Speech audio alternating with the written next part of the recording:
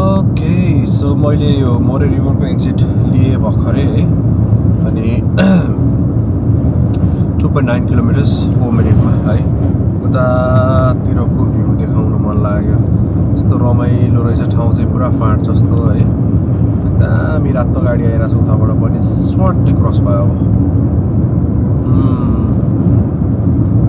त्यहाँ गएर चाहिँ एकछिन आराम गर्नु पर्ला भनेर सोचिरहेको छु किनभनेदेखि 3 बजेतिर म उताबाट निस्किनु पर्ने थियो ल्यान्सलिनबाट होइन। तर अहिले ठ्याक्क 3 बजेको छ। म अलमोस्ट 50 किलोमिटर्स यता आइसकेको छु। सो मसँग प्लेन्टी अफ टाइम छ टु ह्याङ आउट होइन। I was more concern about the kangaroos तर उनीहरू चाहिँ अब के अरे म रात पर्नुभन्दा अगाडि नै टाइममै म फर्किसक्ने भएको भएर त्यस्तो खासै nothing to worry about. So I spend some time over here. मसँग 1 घन्टा I've got like 1 hour surplus for myself है। होपफुली आई डोन्ट नो के ओके ठुलो लोचा भएछ यहाँ चाहिँ। म चाहिँ यहाँ पुगेँ जस्तो लागेको थियो है तर पुगेको रहेछ। त्यो लुकआउट चाहिँ उतातिर अझै यहाँबाट 23 किलोमिटर उता भित्र रहेछ है। मैले चाहिँ आई डोन्ट नो त्यो मोरे रिभर मात्रै भनेर हानेर आएछु। सो त्यही भएर यो कता पिछातिर ल्याएर रोकेको छ होइन। सो मैले चाहिँ अब एड्रेस करेक्ट गरेको छु एन्ड 20 मिनट्समा पुग्ने भनेर देखाइरहेछ।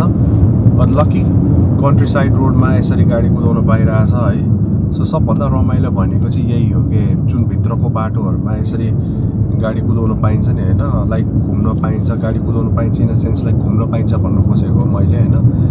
त्यो एउटा एक्सपिरियन्स चाहिँ अति नै रमाइलो एक्सपिरियन्स हो क्या। ल हेर्नु यो यस्तो मजा छ है।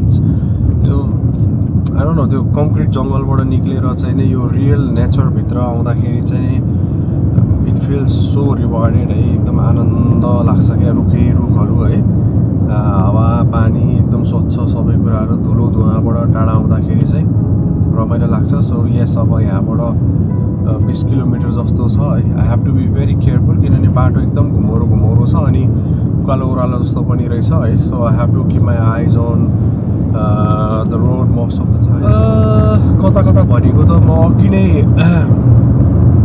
त्यो ल्यान्चेलिङ जाने बाटोतिर नै फर्किनु पऱ्यो है। अब भनौँ न 23 किलोमिटर जस्तो फेरि उतैतिर ट्राभल गर्दैछु। 10 मिनटमा पुग्छु म है।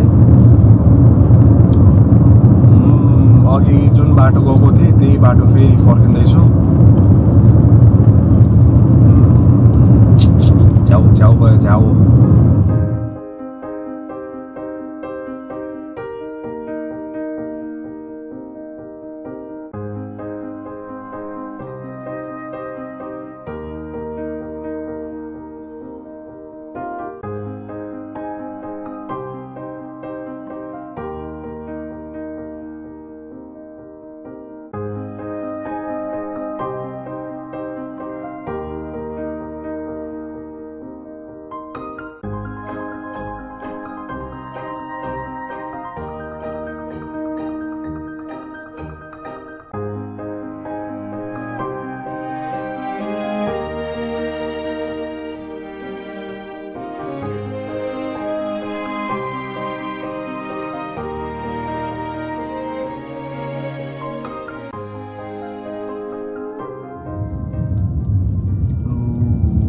फाइनली अब पुग्यो जस्तो छ है। अनि त्यो खोला मिसिएको हेर्ने ठाउँ चाहिँ अगाडि रहेछ। मैले त्यो अगाडि ओसन चाहिँ देखिसकेँ है।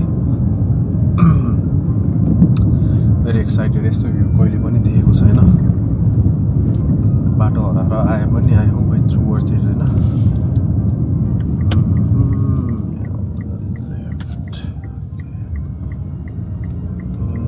खोला कहाँ छ त भन्दा यति तल कतातिर छ अन द राइट साइड है।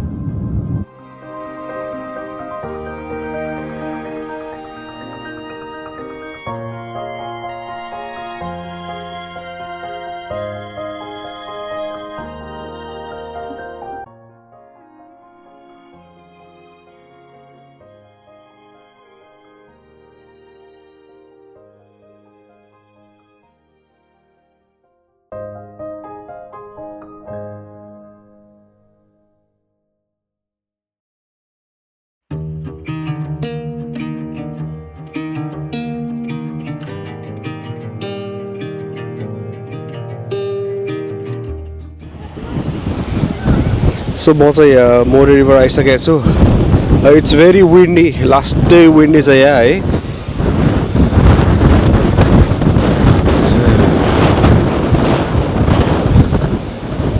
सो यो रिभर चाहिँ हो, दिस इज द रिभर है, that meets with the ocean. अय्यामा ओसन चाहिँ उतातिर छ है, समुद्र सागर उतातिर छ. एन्ड मान्छेहरू चाहिँ यहाँ क्याम्पिङ पनि गर्ने रहेछ है. सही रहेछ यो ठाउँ चाहिँ, क्याम्पिङ गर्न आउनको लागि पनि बेस्ट रहेछ है. एकदमै विन्डी छ. म चाहिँ उता माथि लुकआउटतिर जाने कोसिस गर्दैछु. सो त्यहाँबाट अझ राम्रो भ्यू पाइन्छ होला होइन. It's very windy. Oh my God. So दुईवटा बाटो रहेछ है यहाँनिर चाहिँ. एउटा तलबाट र माथिबाट हो के अरे. म चाहिँ तलको बाटोबाट जाँदैछु.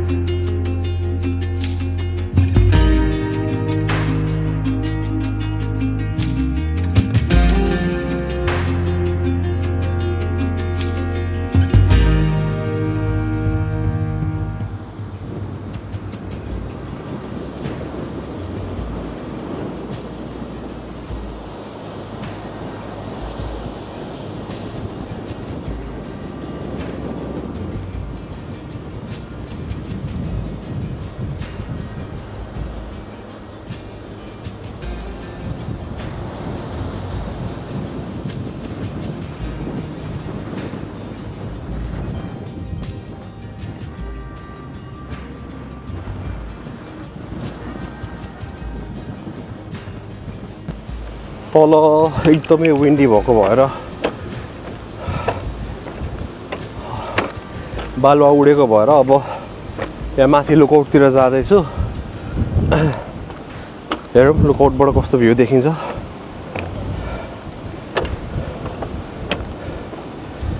ओइ बबाल हावा चलिरहेछ यार.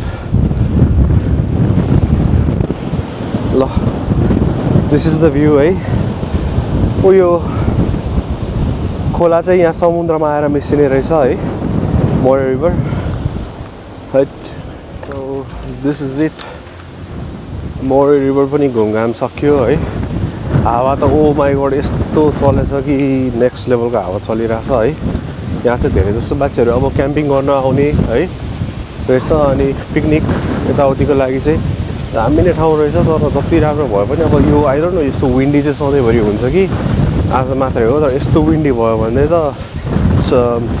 खासै झ्याउ चाहिँ हुने रहेछ है.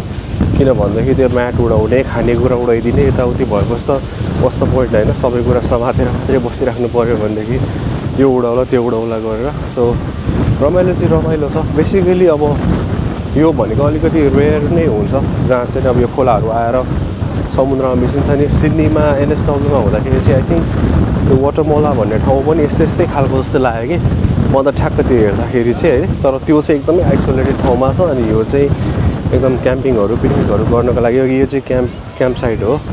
मजाले क्यारेबेटहरू ल्याएर क्याम्पिङ गर्दा पनि हुने रहेछ. अनि पानी पनि खासै त्यति गहिरो छ जस्तो लागेन. तर आई डोन्ट नो वाइ यो खोलाको पानी र समुद्रको पानी चाहिँ there is like vast colour difference है. यो चाहिँ आई डोन्ट नो त्यो कस्तो त्यो डार्क कलरको कि एकदम डार्क ब्राउन कलरको छ. अब उतातिरको त पुरा त्यो टर्कोइज पनि होइन, बट स्टिल लाइक त्यो ब्लू कलरको अर्कै खालको छ नि त. सो यस अब ल्यान्डसेलिन जाँदा पिनाकल जाँदाखेरि अथवा नर्दर्न टेरिटोरीतिर जाँदाखेरि चाहिँ यस्तो बाटो पारेर होइन एकछिन रोकिएर पिकनिक सिकनिक गर्नको लागि चाहिँ खाजा अब लन्चहरूको लागि रोक्नको लागि चाहिँ भेरी गुड स्पट है. किनभनेदेखि यहाँ टोयलेट बाथरुमहरू सबै कुरा रहेछ. पार्किङको फेसिलिटीहरू पनि राम्रो रहेछ होइन. अनि त्यो एकदम वेल म्यानेज्ड एरिया रहेछ यहाँ चाहिँ. हैन. सो आई थिङ्क अब यति भन्दै चाहिँ I will rap up my video आजको लागि है. सो धेरै रमाइलो भयो ल्यान्सलिन एन्ड देन यो यतातिर यो मोरे रिभर है. It was a very good experience. Lancelin म definitely I'm gonna come next time as well है. अनि यस रमाइलो भयो. सो अब फर्दर अर्को भ्लग के हुन्छ कस्तो हुन्छ है अब अर्को भिडियोमा भेटौँला. सो अहिलेको लागि यति नै. I think होइन this is definitely a wrap up. So I'll see you guys next time. हस्त जय नेपाल.